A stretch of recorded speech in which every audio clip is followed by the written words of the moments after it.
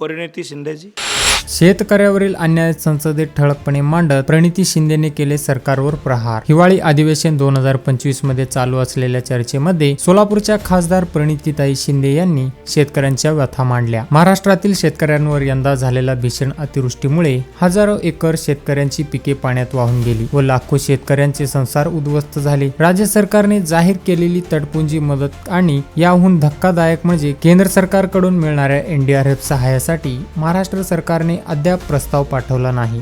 त्यामुळे सोलापूर, उस्मानाबाद जिल्ह्यासह राज्यातील शेतकऱ्यांना खूप मोठा न्याय झाला आहे. त्या उलट अतिशय लाजिरवाणी गोष्ट अशी आहे की केंद्र सरकारकडून आम्हाला जी मदत प्राप्त होणार होती ती अजूनही प्राप्त झाली नाहीये व शेतकरी गंभीर सांगतात सापडलेला आहे. परंतु सरकार मात्र राज्यात चालू असलेल्या निवडणुका जिंकण्यासाठी रणनीतीत गुंतलेला आहे. शेतकरी आमचे मायबाप आहेत, त्यांच्यासाठी कर्जमाफीची मागणी केली मात्र सरकार त्यांच्याकडे कांडोळा करत आहे व शेतकऱ्यांच्या वेदना सरकारला दिसत नाहीत, अशी खंत खासदार प्रणिती शिंदे यांनी संसदेत मांडली. शेतकरी आमचे मायबाप आहेत, या देशाचा कणा आहे आणि त्यांच्यावर अन्याय होतोय. आम्ही मागणी पण केलेली की ओला दुष्काळ जाहीर झाला पाहिजे, कर्जमाफी झाली पाहिजे,